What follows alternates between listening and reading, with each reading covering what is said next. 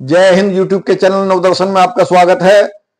भारत की स्वतंत्रता मिलने के बाद 1952 में आम चुनाव हुए।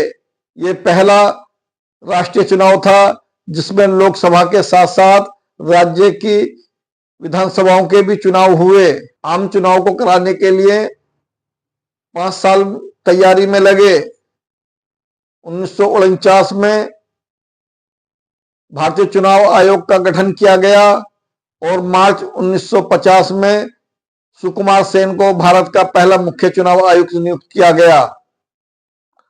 499 लोकसभा की सीटों में से 489 सीटों पर मतदान हुआ और 1949 उम्मीदवारों ने इलेक्शन में हिस्सा लिया। 1951 की जनगणना के अनुसार 36 करोड़ 12 लाख मतदाता रजिस्टर्ड हुए और 17 करोड़ 32 लाख मतदाताओं ने चुनाव में वोट डाले। लगभग 46% वोटिंग हुई और इलेक्शन को कराने में 4 महीने लगे और 68 चरणों में ये इलेक्शन हुआ।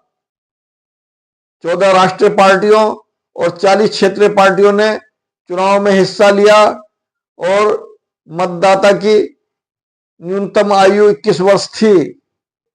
इस चुनाव में मुख्य रूप से कांग्रेस पार्टी, कम्युनिस्ट पार्टी, भारतीय जनसंघ, हिंदू महासभा, संयुक्त सोशलिस्ट पार्टी, किसान मजदूर प्रजा पार्टी ने हिस्सा लिया।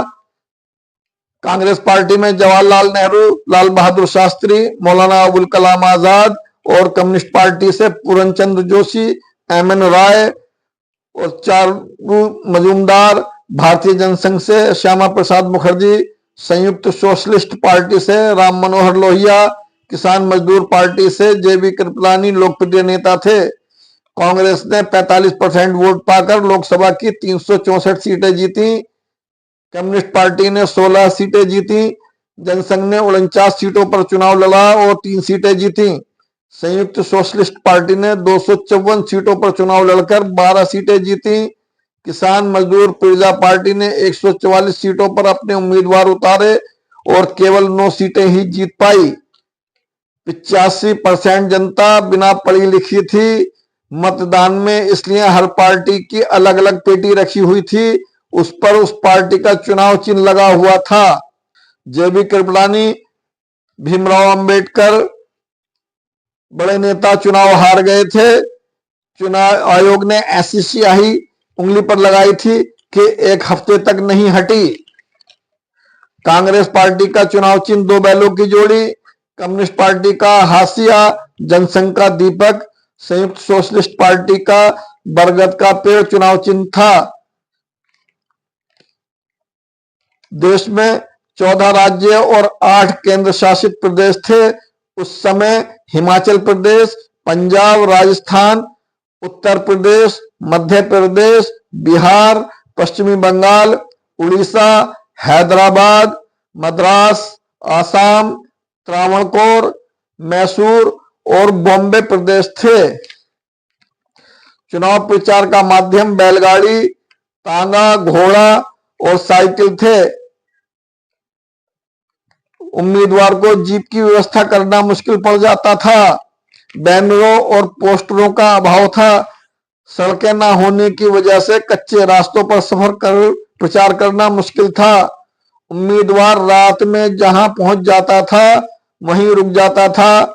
गांव के संपन्न लोग उम्मीदवार और उसके टीम का ठहरने और खाने की व्यवस्था करते थे। उस जमाने में लोग अतिथि का बहुत सम्मान करते थे, सादा भोजन करते थे और सादा जीवन जीते थे। स्वतंत्र भारत के लोगों ने अपनी लोकप्रिय सरकार को चुना और जवाहरलाल नेहरू देश के पहले प्रधानमंत्री बने। हमारा ये वीडियो आपको पसंद आए तो हमारे चैनल को सब्सक्राइब जरूर करें। हमारे चैनल को लाइक और शेयर करना भी ना भूलें। धन्यवाद।